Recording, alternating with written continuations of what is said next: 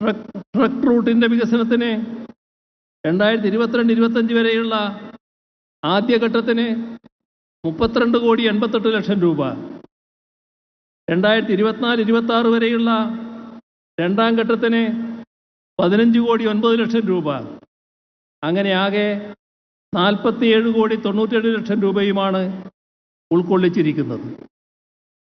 Sannidhanam, Pamba, truck root എന്നിവയുടെ വികസനത്തിനായി layout പ്ലാനുകൾ പ്രകാരം ആകെ ചെലവ് കണക്കാക്കിയിരിക്കുന്നത് 1,033,62,00,000 രൂപയാണ്.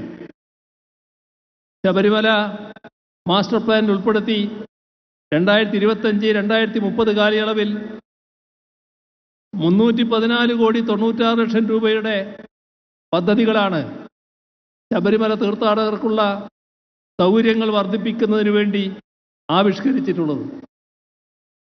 പമ്പ ഗണപതി ക്ഷേത്രം മുതൽ പമ്പ ഹിൽ ടോപ്പ് വരെ പമ്പാ നദിക്ക് കുറുകെ നിർമ്മിക്കുന്ന സുരക്ഷാ പാലം, നിലക്കൽ ഇടത്താവളത്തിലെ 4 ഏരിയയുടെ വികസനം, കുന്നാറിൽ നിന്നും ശബരിമല സന്നിധാനത്തിലേക്കുള്ള കുടിവെള്ള പൈപ്പ് ലൈൻ സ്ഥാപിക്കൽ, നിലക്കൽ ഇടത്താവളത്തിലെ റോഡുകളുടെയും അനുബന്ധ പാലങ്ങളുടെയും നിർമ്മാണം, ശബരിമല സന്നിധാനത്തെ തീർത്ഥാടന സൗകര്യ കേന്ദ്രം, തന്ത്രിമഠം, പ്രസാദ നിർമ്മാണ വിതരണ സമുച്ചയം ഇവയുടെ നിർമ്മാണം, ശബരിമല സന്നിധാനത്ത് അഗ്നിശമന സംവിധാനങ്ങൾ ഏർപ്പെടുന്ന പ്രവൃത്തി, കൂടാതെ ശബരിമല സന്നിധാനത്തെ തീർത്ഥാടക നിർഗമന പാലം, നിലക്കൽ ഇടത്താവളങ്ങളുടെ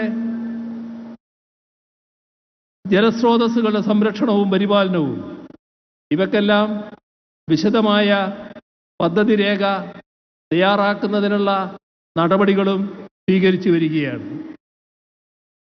ഇത്തരം കാര്യങ്ങളെപ്പറ്റി ഒരു തുറന്ന ചർച്ച നടത്തുന്നതിൽ ശബരിമലയുടെ വികസനം ആഗ്രഹിക്കുന്നവർ എതിർപ്പ് പ്രകടിപ്പിക്കേണ്ട വല്ല കാര്യവുമുണ്ടോ?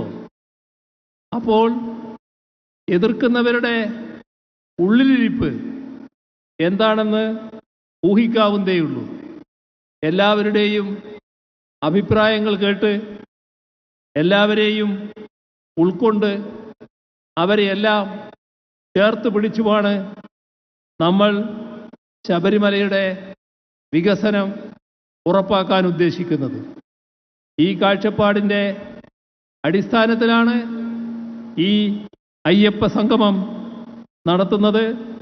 ഈ അയ്യപ്പ സംഗമത്തിന് എല്ലാ വിജയങ്ങളും ആശംസിച്ചുകൊണ്ട് മറ്റ് കൂടുതൽ കാര്യങ്ങളിലേക്ക് കടക്കാതെ നിറഞ്ഞ സന്തോഷത്തോടെ ഇതിൻ്റെ ഔപചാരികമായ ഉദ്ഘാടനം നിർവഹിച്ചതായി അറിയിച്ചുകൊണ്ട് അവസാനിപ്പിക്കുന്നു. നിങ്ങൾക്കെൻ്റെ സ്നേഹാഭിവാദനങ്ങൾ.